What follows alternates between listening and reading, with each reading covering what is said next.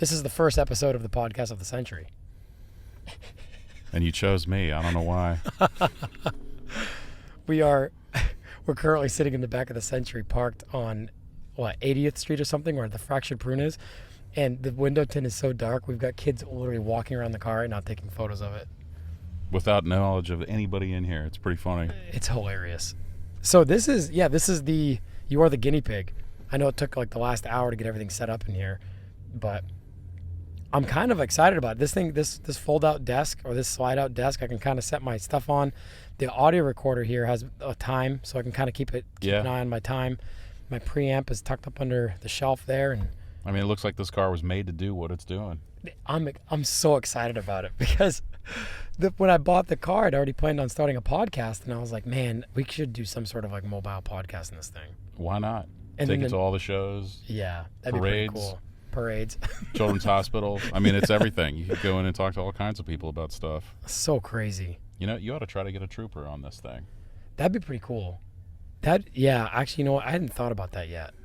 That'd be really cool. And just, get the whole spectrum. Find one of those local ladies that's come up and talked, and get her and say, hey, look, we'd just like to talk to you for a couple minutes about what's going on. That'd be so funny. And do it from one of the cars that's down here. Sure. Well, like an in-question piece of Ocean City.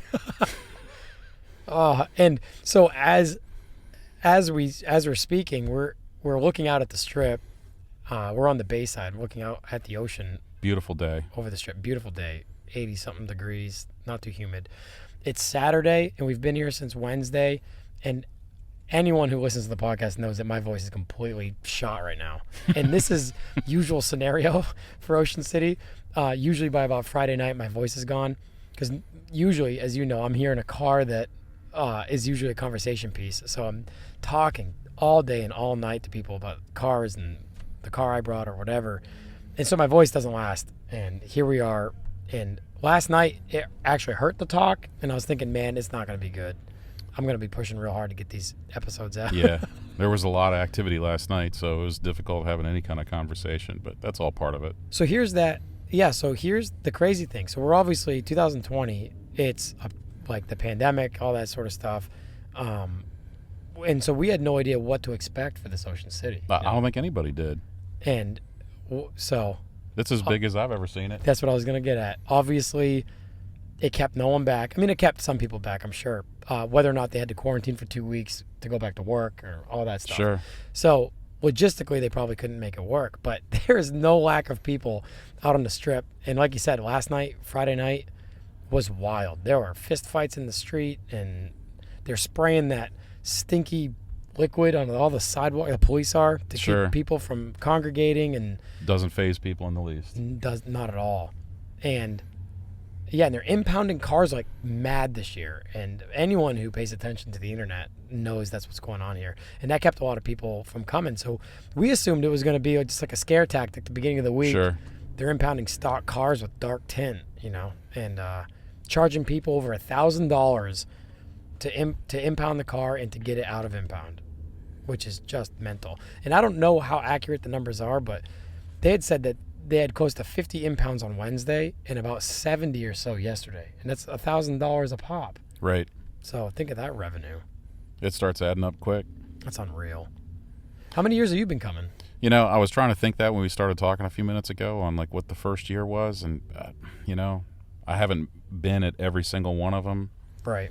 But I want to say somewhere 06, 07, 04, somewhere in there. Those are the early years. I think the first year in Ocean City was 2001, I think. I think 99 was the first one. That was in Connecticut. And then I think the second one in 2000 was at Lime Rock.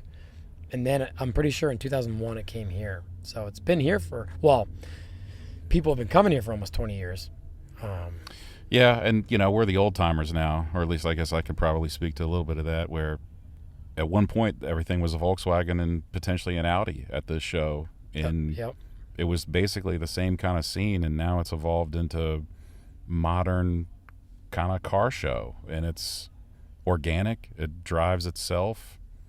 People are excited about it, And this year I think I've seen more of stuff I wouldn't expected to see, and in the past 4 or 5 years there's always been stuff like that, but now it's even more so.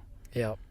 Right-hand drive air-cooled Beetle, conversion van with Kragers on it. And I mean, Yep. the theme wraps that everybody's got going on the cars, and That's almost come back. Yeah. I feel like it's '09 again with the amount of painter's tape like messages on cars. And there's been some beautiful wraps on some of them where, you know, the Arizona T car, I think, was one of my favorites, where it's got the nice, beautiful cherry blossoms down the side. Like the green tea livery. And his license plate's 99 cents. Just like I thought it was great, you know. I didn't see that.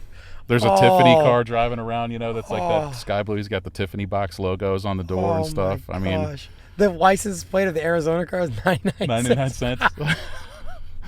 It's great. It's so funny. Oh, that's perfect. People are having a good time. That's so good. Another comment that we were thinking as we were watching a bunch of stuff last night is all of these cars are packed with people. It's not just a driver in a car. Yep. You've got, if it's got a back seat, it's got at least 2 people in there. So there's like 3, 4, 5, 6 people riding around in some of these cars. Packed. Everybody's out having a great time. Yeah. Weather's been perfect too. It's really, really been enjoyable. And everybody's been locked up all this year. So I think this is one of the things that everybody always looks forward to is kind of the wrap up. And this is a big event for everybody. Yeah. And the weather's usually calming down. We kind of get a break after hurricane season-ish. Right. And like it's not brutally hot usually, but yeah, it's so crazy to see. 2009 was my first year here, and yeah, it was still mostly Volkswagen Audi. There'd be like 1 or 2 240 SXs. You'd see like maybe 1 or 2 hot rods or American cars cruising, but 95% of all the cars cruising the strip are Volkswagens and Audis, because that's all that. The only people that came here were for the Volkswagen show, and it was a Volkswagen Audi only show. But and then from there, yeah, that's when I saw it aggressively change. So I feel like I kind of just barely snuck into when H2o was still water-cooled Volkswagen thing. Yeah, or Ocean City was still H2o, you know, where it was just mostly Volkswagens and Audis. And 2009, I had a Mark II GTI here. 2010, I brought my Volkswagen Volkswagen and went to the show. From 2011 on, I didn't even go to the show, and I've brought something other than a Volkswagen every single year. So I enjoyed the show for a couple of years, and that was it. And both years, those were the last 2 years at the horse track. And people soon in that time frame realized that the fun was actually watching the cars in motion on the strip. Yep. And like, I just don't think that this could have been anywhere else. Ocean City's got the perfect boulevard. It does. The perfect kind of home style. It's not too classy. Yep. It's all part of it. Everybody likes that part of it, where it's, you know, food's reasonable, hotels are reasonable, there's places to park, and you've got the beach. I mean, it's in this time of year, the weather's just perfect. It is. Yep. And we were trying to figure that out yesterday when we were talking about like where else would there be something like this? This can't exist anywhere else in the world. I don't think it can. You know, like we've thought about that too. You know, Southern California, places in Europe. I mean, South Florida even. It's just got the perfect atmosphere for what's going on here. Yep. And the actual layout of the strip itself, it's straight as an arrow for like 10 miles or something like that. Right. And there's from one end to the other, there's stuff, I say stuff to do, but like you said, there's a boardwalk, there's food, there's mini golf, movies, like there's all kinds of stuff you can do. People are set up like on the sidewalks all up and down the strip from First Street all the way to 130th or however high they go. Yeah, this year with the quantity of people on both sides of the sidewalks in the evenings, just looking at the parade of cars is unlike I've ever seen it. I mean, there's literally thousands of people out here on the sidewalks walking around and looking at stuff. It reminds me of when 45th Street and the Convention Center were still like hangout spots. There'd be thousands of people on the sidewalk there all weekend long. But now it's like that for 100 blocks. Yeah, wild. Yeah, because we can't congregate in one spot anymore. We got a boy up here on the window taking a photo inside the window. Robert's on. I'm going to take a look at this GoPro because the thing beeped at me. I want to make sure this thing's still on. Yeah. Looks like it is. I can edit all this stuff out in post. Let me see. I don't know what that beep was all about. We're still recording. We're good. The one that faces forward. So you guys watching on YouTube, obviously, I tried to have a couple angles. Obviously, you guys are looking back at us, and you can see some of the gear here on this table. But what Robert and I are looking at is like the best part of the car. You know, all the multimedia stuff. Obviously, looking out the front of the car, but it's such a trip. It's so wild, and so most everybody that follows me on Instagram knows a little bit about the car. But it's a 1991 Japanese Toyota Century, which they only made just over 400 of the long wheelbase ones. And we're looking at all the stuff that the long wheelbase car specifically had. And slide out tray tables, pull out footrests, reclining massaging rear seats, the TV, VCR, the CD player's aftermarket. It's got remote controlled HVAC. This thing here pops out. It's all in Japanese, obviously, but you can control your air conditioner and your multimedia from the remote. Yeah, that's wild. And it's got an audio recorder here. So this is a cassette tape audio recorder. It's got a car phone in the center console. Did I show you the face shaver I found?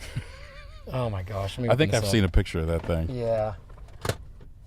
This is probably won't be able to see it on YouTube too well, but it's got a Toyota carrying case. And when you're on your way to the meeting and it's been a busy morning, you can shave on your way to the office. Yeah, get that facial tune-up. It's so crazy. You guys probably can't see that, but it's Toyota branded even. It's a JDM. Yeah, it's from Japan. 12 volt face shaver, and it's got the Toyota emblem on it, and I'm losing parts off of it as we speak. Yeah, and it's got a little leather Toyota emblem carrying case. Pretty wild. But yeah, so that's the car we're in right now, and so I've got an angle behind us here that can kind of show what we're looking at. But well, to go more into about you, tell us a little bit about Lufteknic in Richmond. So Lufteknic is a Porsche's only shop. It started in 2004. We do pretty much anything and everything from 356 to current day. We've got all the latest diagnostic tools. Kind of a three-part to the shop where we have a big service area that does most of the stuff that's on the street right now, which is all the Panameras and Cayennes and Boxsters, and so you're doing tires and brake jobs and clutches and all the usual car general repair. Part of the shop that does engine overhauls and transmission overhauls for a lot of the other older cars. And then we have a back room that does restoration work. So that's sheet metal repairs, full teardowns on usually an early 356 or an early 900 series car. So we've always got one or two, sometimes three of those going in various stages of either coming apart or going together. So it's a fairly busy shop. It's family. My sister runs the front. I brought my father out of retirement. He's an old advertising guy, and this was his hobby. So now he basically is in charge of the 356 kind of restoration department manager. Slower paced stuff. Yeah, and it's a slower paced stuff. Yep. I'm really privileged to have a bunch of the elders in our shop and learning from them on not just car stuff, but just daily life. You know, they've got a lot of lifelong stories, and we've got a handful of helpers that come in, you know, one day a week, a couple of afternoons a week.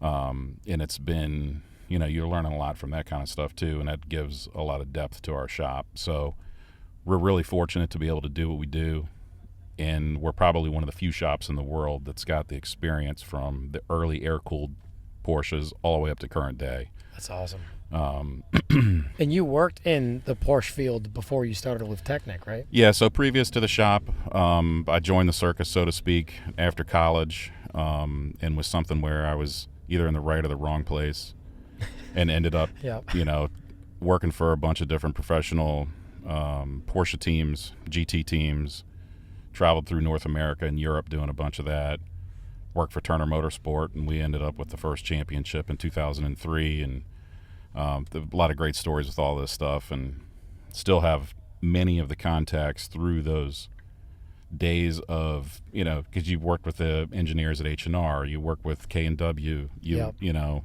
Porsche Motorsport, and a lot of the technical stuff, we're probably far more got the resources to get the answers if we don't have it inside of our shop. So that's been something that's really, I think, allowed the customer base for us to grow. You know, it's kind of a regional service center, but then we've got people that are driving cars even for service as far away as New York and, you know, up and down the East Coast for stuff, and then restoration inquiries come from all over the world. And I never would have thought that it would have had the legs that it did from that kind of thing. And it's a lot of hard work. You know, it's a lot of late nights, as you know, just doing what you're doing, and it doesn't come easy. But it can be done. You know, anybody can do what I do. You know, a lot of people look at the stuff and the cars that you're always driving around and like, how did you do this? And how did that happen? And it's like, you pay your dues one day at a time, one night at a time, 1 year at a time, 1 decade at a time. And, until you die. And it doesn't stop, you Yeah. know, and it does wear on you. I mean, it's not something that comes when you're in it every day, all day, 7 days a week. Yeah. It's work, and it's something that you've got to care about and be passionate about and really enjoy. Otherwise, it will eat you up. Yeah. And they're highly technical problems on a lot of this new stuff. So it's something where it takes intelligence, it takes experience, it takes perseverance, and you got to be grounded. That's the other part. There's no, I'm hoping that this is going to be this way, or I wish it would be that way, or why can't it be this way? It is what it is, and you're faced with that reality, and you got to make the best of it. So, yeah, and people should know too that you've got your hands on everything in that shop. I mean, you're not technically a one-man operation, but yeah, for goodness sake, seems like you're, like you said, you do most of your engine and trans rebuilds on the weekends and the day-to-day operations Monday through Friday. I'm sure it all changes around, but yeah, it seems like every time I talk to you on a Saturday or Sunday, you're in the shop rebuilding a motor. Yeah. Before. There's always like just when you're the answer guy, you got to be able to do it all. So yeah, you're cleaning toilets, you're sweeping the floor, you're figuring out technical problems. In the past few years, it's been interesting actually being a consultant for Porsche on some stuff, and that's really cool. It's a small world. That's the other part of this Yep. that a lot of people don't quite get. But it's a niche market. We're very fortunate to be able to do what we do. We've got great customers. Yeah, you sing their praises a lot, just in conversation about like certain things you've had in the shop or things you're working on, and yeah, that's pretty cool that you value that. Well, the other part of this that I didn't see coming, it's like you just wanted to work on, neat cars, and you knew you could do it, and it was something where you had all this experience and personal heritage is what I call it. I'm a third-generation Volkswagen owner. I'm a second-generation Porsche owner. Yep. And some of that you can't just go get with you go take your X number of money, and you can go buy anything, but the depth of the experience comes from that kind of handoff from generation to generation. Yep. Yeah, I can understand that. And I've really enjoyed that part, and part of the responsibility to me for a lot of the younger guys. Now we're the old timers at a show like this, and there's people coming here for the first time today. Yeah. And you've got to let them sit in the car. You got to talk to them about it and answer the questions and let them feel welcome to come over and be engaged in it. We're now the elders that have part of the responsibility, I think, with all these cars is that's what you have to do. Yep. Is some of the educational kind of stuff. And yeah, I agree completely. And I mean, and even from my experience with the stuff that I have, it's simply on just oddball cars that no one knows about. So it's like, Right. yeah, I feel like I'm constantly educating people, even though I'm no expert, but the things I do know about the cars that I have that someone else may not know about, it feels just like that. I feel like I'm not only curating the car, but keeping its legacy alive by almost like educating people that have questions or are curious about it, which is what I like about this. I like talking to people with cars that like I've never seen before. Some weird, Sure.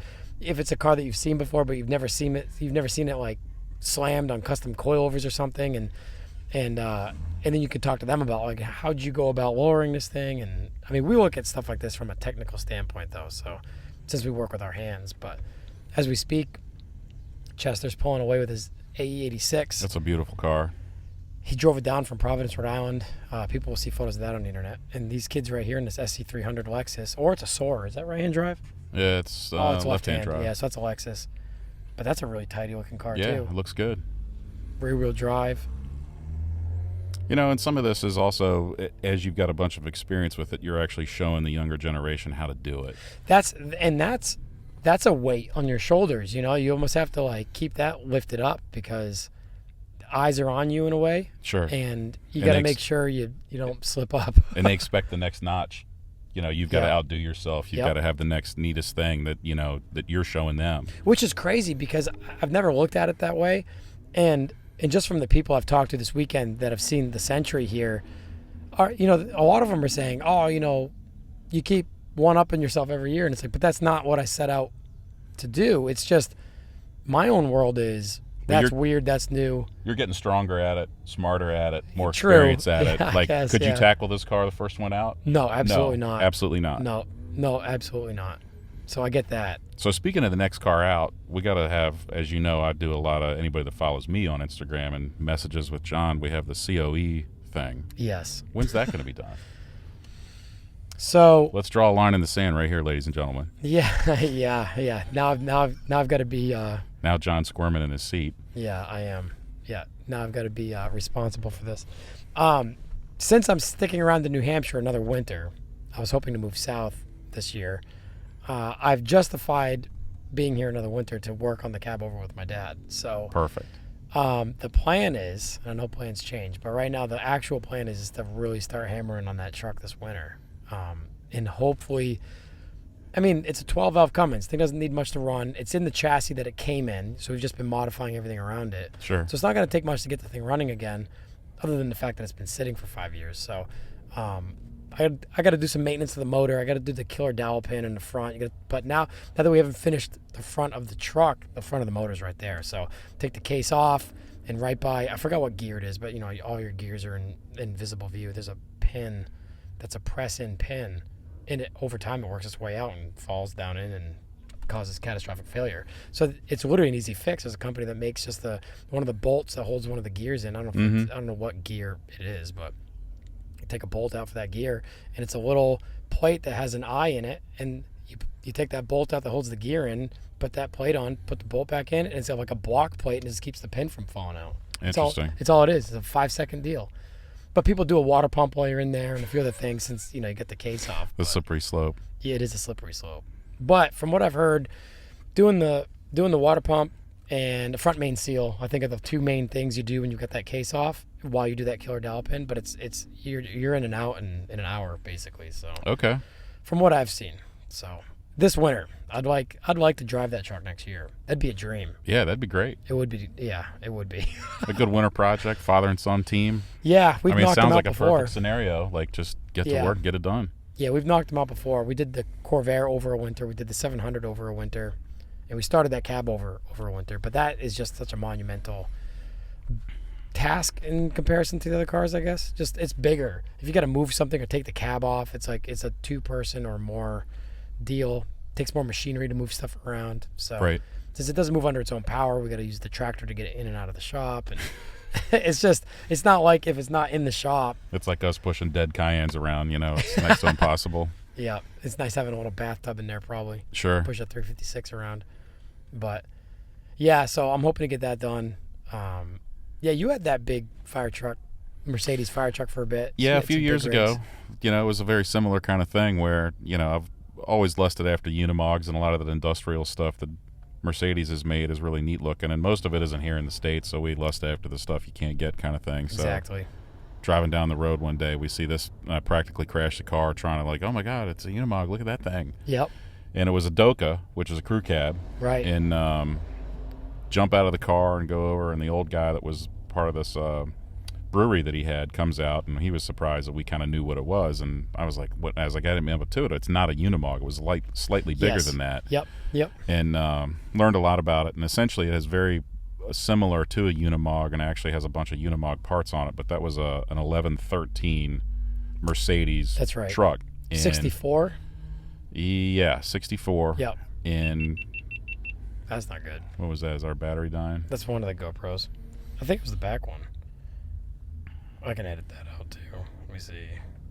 We're still recording up front. We're good. Should I keep talking? Yeah, yeah. So, anyway, we befriended the old guy, and he was really, he showed us what the car was, or the truck was, and he was, looking around at, what do you guys do? So we tell him, and he's like, oh, wow, that's really interesting. So we handed cards off, and it was over a period of 10 years, I think, 8 years, something like that, of, stopping in and checking on it and this, that, and the other. And we got to see his daughter the last time that was in, and she says, oh, yeah, my mom's been giving him grief. He needs to get rid of that thing.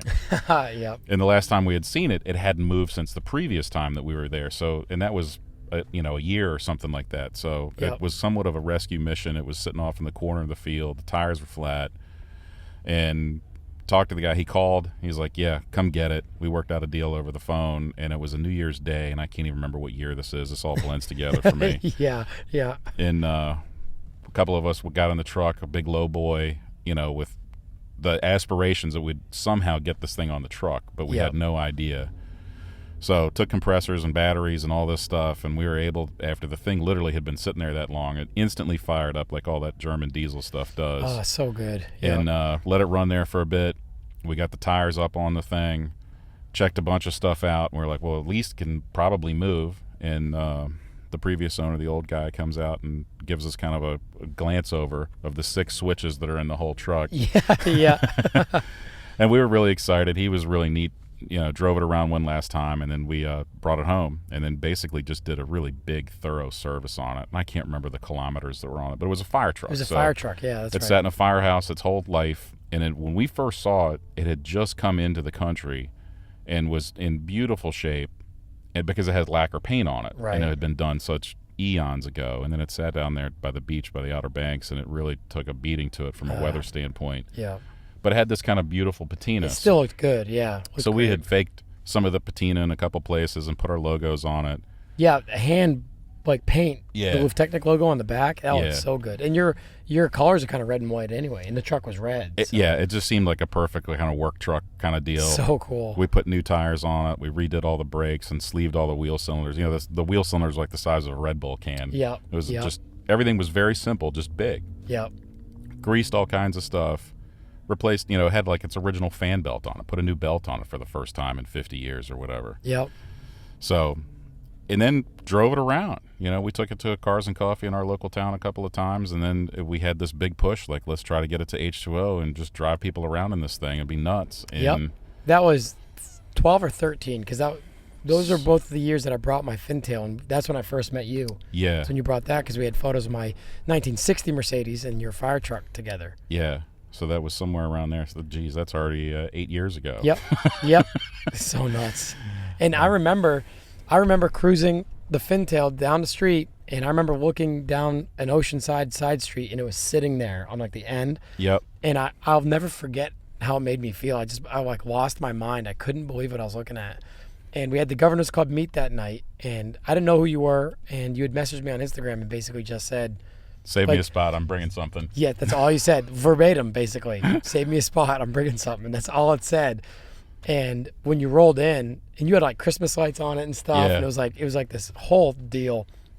And I couldn't believe it. I rolled in, and I was freaking out. I've still got a photo of me sitting in it like a little kid, with my hands on the steering wheel, I was freaking out. We had such a good time. Everybody had a great time looking at that. So good. Everybody loved seeing that coming down the strip. I still have a photo of the Fintail next to it, side by side at a red light on the strip. Yeah. People everywhere. Yeah, that's so cool. And we've tried to bring something different every year. So it's, what's next? And we've got kind of the same kind of thing as you got to do something even crazier, even weirder, even different. I love that the elite stuff that you do at Lufteknic, that you've got that mindset, because you're here in the Laser 49er this year. Well, we've got your 993 behind us, which obviously people can see from here, but the Laser 49er, without going into a can of worms about that, is a very kind of rare Volkswagen Beetle Pan kit car from the 70s. Something like that? Yeah, my buddy Nick found this thing, and he really likes kind of oddball stuff and pushing the envelope too. And just the brief story about that is there was a kit car company. You've seen Bradley GTs and stuff like that, and a lot of those guys had an idea with the air-cooled Volkswagen as they came really down in value, since they were everywhere in the 60s, 70s, and into the 80s. Yeah. And they were so dirt cheap. It's oh, look what we can do and make something really unique. So there was this 917 looking, like a Porsche 917 looking car that you could build on that. And, a lot of futuristic kind of sports cars and Lambo looking oddball things. Yep. And this van was one of these creations that this company, and they made a little truck, they made this 917, and they made this van called a Laser 49er. So and cool. From what we've been able to understand, they only made 16 of these kits in period. Wild. And currently, we think this is one of 2 that still exists. Oh my goodness gracious! And this is the first time this particular one has really been on the road, because we drilled for the license plates for the first time to take it up here. Wow. So, and we've got some plans to finish it off, but we really wanted to get it out here. You bagged it too, which is amazing. Nick did all of this work in his garage. Put all the air suspension stuff on it, and we fiddled around. just kind of figuring it out. He did 99% of the work. I just tried to give a little bit of advice here and there. Yep. And it really, really, it's a showstopper, and it's just It really is. it's just a primered van with gull-wing doors on it. But That's unbelievable. and it's also bizarre that it's still futuristic looking, and the thing was probably designed almost 50 years ago. Yep. And for anyone who hasn't seen it, it reminds me solely, if you've seen the original Total Recall with Arnold Schwarzenegger, it looks, I mean, not similar, but it reminds me of the Taxi. Yep. Where all those little cars, those real crappy futuristic like box cars Yep. they made on set to look like the future in Mars. And that's what this looks like. This could fit in with all the prop cars on Total Recall, but it's on bags and it looks amazing. Dude in that convertible Mustang taking photos. That's so fun. Super loud exhaust. Well, hey man, this was awesome. These ones were just going to be like quick little shorts. Yeah, I mean, we can talk about all kinds of stuff still, but I mean, I want to, and I want to do a full length. Okay. I'd like to do a full length. We can sit down and talk more about just anything. And that Mustang. You know what's funny is these newer generation Mustangs down here in Ocean City have taken the torch for the straight piped E46 BMWs. Yeah. Because the straight piped E46 BMWs were like those super obnoxious sounding cars that just seem to be everywhere. Or the VQ Nissan Zs. Those are also like Everywhere. a year ago were just like, they're all straight pipe. There's the most awful sounding things ever. And now these new Mustangs, I'm so surprised. And I think it's all because of the V6 ones. Because the V8 ones sound a little bit better. But all these V6 model Mustangs, there's like 24 of them driving around with like straight pipe. And they're just, it's all, Yeah. if you've got one, please just put a muffler on it. Oh my goodness, they're so awful.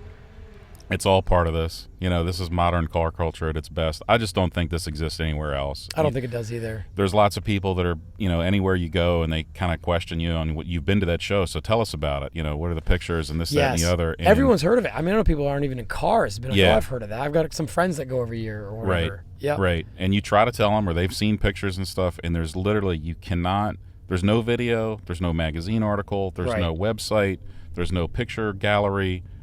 You get a taste of all of that, but the real deal is standing here on the sidewalk and participating in a couple of days, just even driving around. It's unbelievable. It's so good. It's so, you've been coming a few years more than me, but yeah, this is 11 years for me, and I love it. It's so much fun. Well, as we speak, there's a lot going on out on the strip. So yeah. let's get out there. Let's get out there and cruise and eat some food. We need to find some seafood. Yeah, and I'll try to get you some decent pictures that maybe you can use in the podcast for some of the cars we brought over the years, and some of them might be familiar to folks. And absolutely, we try to just keep bringing stuff that people are excited about. We got to keep the excitement. The one thing I really, really enjoyed this weekend is locals have been excited. Yep. Kids have been excited. Men have been excited. Old folks, girls, mothers, everybody's got a smile on their face. Yep. And there's been a lot of interaction with locals that we've had over the years, all of which have been really positive. They've been excited to see young people in cars into something, into a hobby. Exactly. Yeah. That they're interested in stuff, because I think that's also been a concern of just our society in general, that there's like some of these kids, like, what are we going to do? And you come out here and you see them and they're excited about stuff. Yep. And I think that's great. And to see the locals actually interacting with us, in my opinion, it's been happening more this year than I can remember. Yeah, I agree. I've done the same. Yep. And they're cool with it. Yep. It's awesome. Yeah, it's such an experience. Yeah. Yeah, I will continue to come for sure. Yeah. Absolutely. Absolutely. It's fun. It's relaxing. Yep. We're going to get out there. Let's show some more. I think you got to incorporate some of the street scene maybe into some of these podcasts. Exactly. That's get the some plan. GoPro activity. Yeah, it'd be cool. That's the plan. Well, thanks for the invite. I appreciate that. Thanks for doing this, man. Instagram is 356 GT. Oh, yeah, 356 GT3R. Yeah. And Lufteknic, Lufteknic. Not that there's anything interesting, but just broken cars. Really cool broken cars. Hey, this is the first episode of the podcast of the century, man. I'm happy you did this. Yeah, thank you. I appreciate the invite. I'm excited to get a few more people in here. And cool. Yeah. More fun to come. Thanks, Robert. Yeah. See you guys.